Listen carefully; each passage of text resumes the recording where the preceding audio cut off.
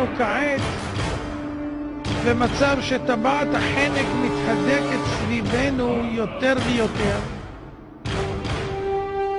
והמדינות מסביבנו שואפות כאילו לדמוקרטיה, שבעצם ברור שהן לא שואפות אלא רק לשחרור מיד הרודנים הנוכחיים, אבל מיד לאחר מכן מי יעלה יותר טוב. הרי גם אלה שבאו החליפו אחרים שהיו עריצים. סאדאת החליף את נאצר ומובארק החליף את סאדאת, אבל כל אחד נתקע כמה שיותר. שם חיסלו את שניהם, אז הם לא נשארו הרבה זמן. אבל פה שלא חיסלו, נשארו הרבה זמן, אף אחד לא מתכוון, והם התכוונו גם להעביר את זה לילדים. בקיצורו של דבר, מה שמתברר יהודים מכאן, שהמצב מסביבנו רועש ורועש.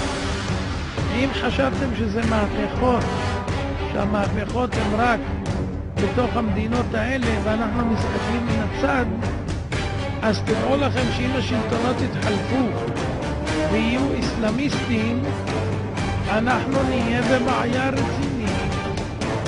מי זוכר שפעם אני אמרתי שמה יקרה אם יחליטו מיליונים לצעוד לכיוון ישראל? הרי מסביבנו יש יותר מחצי מיליארד מוסלמים. מה יקרה? הנה אתם רואים, קשה מאוד למנוע, אפילו חצי מיליון שהולכים בדרך, קשה לצבא אפילו לעצור אותו. מה יקרה? כך שאלתי הרבה שנים. מה קרה? עכשיו הייתה הפגנה של 2 מיליון במצרים. למה אמרו 2 מיליון? שהם רוצים לעלות כולם ביחד לירושלים ברגל. לצעוד עד שיכבשו את ירושלים. ראיתם פעם דבר כזה? אבל צריך רחוק ככה מסיני. צריך רחוק. ומה אם זה יהיה פה מקרוב? מהגדה והלאה? מה יקרה? בואו נראה איך זה נראה. בבקשה. מה הם אומרים? מוות לישראל, מוות לישראל, על מות לישראל, על מות לישראל. ומה הם אומרים אחר כך?